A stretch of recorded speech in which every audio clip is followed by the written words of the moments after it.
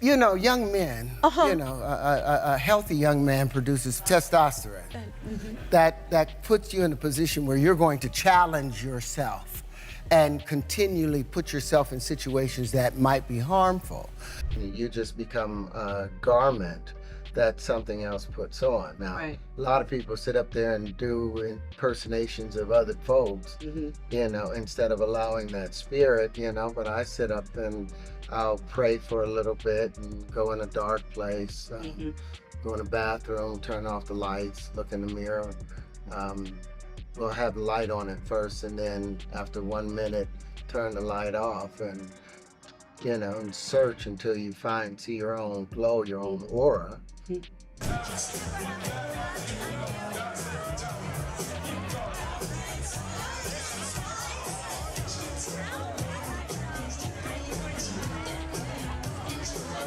So Terrence Howard is back at it again, dropping some wild theories about how the entertainment industry humiliates black men. And honestly, the reactions are mixed. Some people out here saying he's completely off the rails, while others think he's actually hitting on some truths. But see, Terrence isn't really pointing fingers at anyone specifically, and fans are saying that what Terrence failed to mention is that a lot of the people putting black men through humiliation rituals are black men themselves. Now, if you've been keeping up with the latest drama surrounding Diddy's case, you might have caught that interview with Suge Knight, where he claimed that Diddy used to make his male artists go through something called the hard-boiled egg test to see if they were ready for his freak-off parties. They used to have a joke. They never played this joke with me. And they used to walk in the Interscope office. They'd go back there and they'd be like, hey, we passed the test?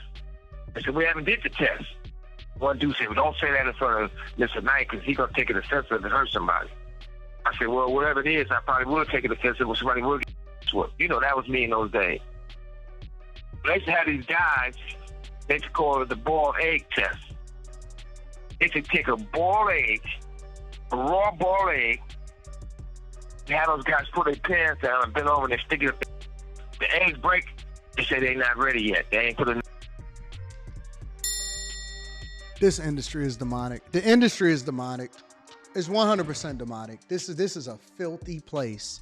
This is a nasty, ugly, filthy place. So now we're hearing rumors that Diddy's mentor, Andre Harrell, may have put Diddy through similar tests back in the day. And get this, Andre supposedly learned these tricks from his own mentor, and all put together by first this man in the middle here, and then he's passed it on to I guess his son, protege. Yes, Puppy. Yeah. Tell me a little bit about this man and why you like working with him. Because he's not intimidated by you. You know what I'm saying? He knows the importance of leaving a legacy behind. Because we need more adults out there that's gonna teach the young, such as myself, and basically leave a legacy behind, leave something behind. And Andre, tell me a little bit about. If you didn't know that Andre Harrell over here in the middle, and people have been talking about you, I've been reading about you in the New York Times, and I'm sure there's a lot of people out here that hadn't heard of him before, but then saw that article in the Times and said, okay, this young man's doing something. Because this guy always asks me what's my age. So you want to know what everybody's doing, how old they are. So it seems like this whole humiliation thing has been going on in the industry for decades. And while it's hard to pin down exactly when it all started, Diddy is definitely not the first one accused of these questionable methods on artists trying to break into the game. And according to Terrence Howard, these practices are still alive and well in Hollywood today. Whether it's forcing black men to wear dresses for comedic roles or pushing them to do favors for powerful executives, the power dynamics haven't really changed. At the end of the day, the question is, who's really calling the shots, and why do these rituals keep happening? A lot of people are afraid, to empty themselves and be filled up with something else. So Terrence Howard is out here again claiming that Hollywood has an agenda to tear down the masculinity of black men. And apparently he's been slapped with the difficult to work with label just because he wasn't down for certain roles. Back in 2008, Terrence landed the role of Rhodey in Iron Man and even secured the biggest bag on set despite playing a sidekick role. But by the time Iron Man 2 rolled around in 2010, Don Cheadle was suddenly stepping in as Rhodey. And the word on the street was that Terrence walked away because they tried to seriously shamelessly disrespect him with a pay cut. Like, we're talking a 50 to 80% slash in his check. And it wasn't long before the media started spinning the narrative that Terrence was difficult and had a bad attitude. But Terrence wasn't having it. He clapped back, saying he only got that label because he wasn't afraid to call out the industry's agenda to emasculate black men. Now, Terrence's theory about Hollywood pushing a more feminine image on black men isn't exactly breaking news. Some other men in the industry have been calling this out for years. Take Eddie Griffin, for example. Way back in 1999, Eddie was already spilling tea on this so-called dress-wearing agenda in his comedy movie Foolish, which he wrote the script for. There's this scene where his character Foolish is trying to make it as a big comedian, and the Hollywood bigwigs try to convince him to put on a dress for a role, telling him all the A-listers have done it. So what do you think? It's never been done before. 3 lovable drag queens driving cross-country, helping middle America solve its problems. Y'all want me to wear a dress? Foolish, this isn't a throwaway role. You'll be carrying the emotional energy of the movie. Man, it's not that I don't appreciate the offer, because I do, but... All we're asking you to do is to take the script home, read it, and make a decision. Then make the decision. Foolish. There's a lot of money involved. We're talking a major motion picture here, Foolish.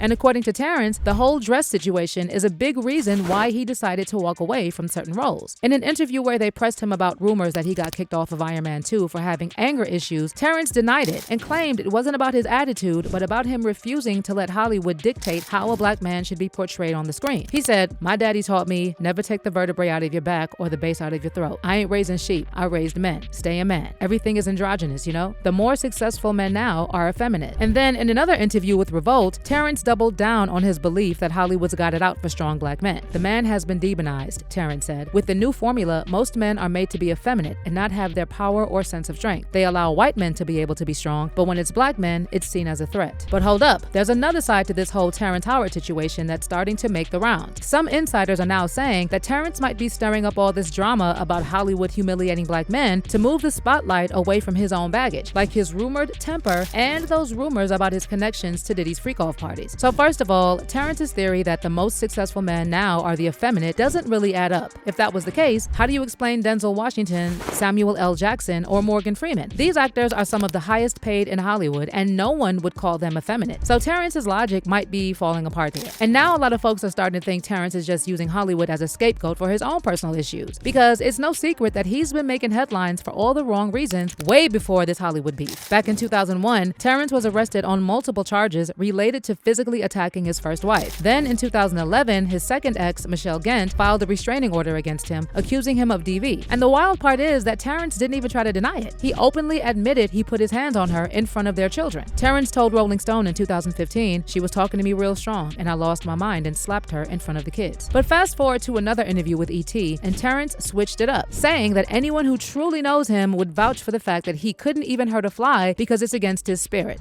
We're divorced now, and she should stay that way. And I just wish the best for her. But as far as me harming somebody, anybody that knows me, I really can't harm a fly. You know, it's completely against my spirit. But I'm so heartbroken that you can see that doing it on a night like this is only for an attempt to try and hurt me. So which is it, Terrence? Did you put your hands on her in front of the kids because she talked too strong, or is it against your spirit to even hurt a fly? It's giving master manipulator and gaslighter. See, while Terrence likes to claim he's too peaceful to hurt anyone, plenty of folks who know him and have worked with him say otherwise. One former associate told the New York Post, "I don't think anger issues quite covers it. Terrence has to be in control of everything all the time. When he doesn't get his way, he loses his ish very easily." And this isn't some one-off incident either. Terrence has a long track record of getting physical over the smallest things. Back in 1997, people reported that he was accused of putting his hand on a flight attendant just because she asked him to return to his seat when the seatbelt light was on. Then in 2005, he pleaded guilty to disorderly conduct after putting hands on both a man and a woman at a restaurant in Philly because she accused him of cutting the line. And then in 2001, a voicemail leaked where Terrence was straight up threatening to unalive a fan because he was convinced that this fan was trying to shoot his shot with his wife. According to Radar Online, Terrence called the fan and said, "This is Terrence. You've been calling my wife. If you call my wife again, I'm going to come to your house and I'm going to cut your effing throat. Understand that? I'm going to tell you this one time. You call my wife again, I'm going to kill you." But it gets worse. Terrence was reportedly so controlling with his third ex-wife, Mira Pack, that he made her give up all her friends and work like a slave in the house while he refused to lift a finger. Before Mira divorced Terrence in 2015, she did an interview with Rolling Stone, and this is how she described their marriage. "We have an amazing connection, but I mean, he's not perfect. Doesn't do the dishes, doesn't cook, doesn't lift a finger. I probably leave him 30 times a month. He's so selfish. We don't have a normal life. In our 2 years together, I've only gone to restaurants with him 2 or 3 times. We've never been to the supermarket together. We've never been to the movies. I've never gotten a gift from him. Never, never. I've developed a slight form of agoraphobia lately. I never go out. I have no friends here. I feel like Rapunzel, you know, stuck in a penthouse with my baby." But just when you thought it couldn't get any worse, in another unhinged interview, Terrence seemingly tried to victim blame women for the inappropriate conduct of men. He said that women who dress provocatively create a response in him that he can't respond to in a natural way. And then there's Terrence's connection to Diddy. There are plenty of photos out here showing Terrence at Diddy parties. And while Terrence has now distanced himself from Diddy, word on the street is that Terrence is now in panic mode because he knows he could turn up on one of those freak-off tapes. In fact, Orlando Brown recently went viral with some crazy claims that he's hooked up with several industry men, including Diddy and Terrence. We made love. We made love. That's Who you made love with? Diddy, Bow Wow, Busta Rhymes. You just told me you seen Busta in the airport too. That motherfucker try to act like he didn't know you. You smashed Drake? No, I never smashed. Oh, you made love to Drake. And Terrence Howard. Terrence Howard. Terrence Howard. Usher. Usher's a gusher.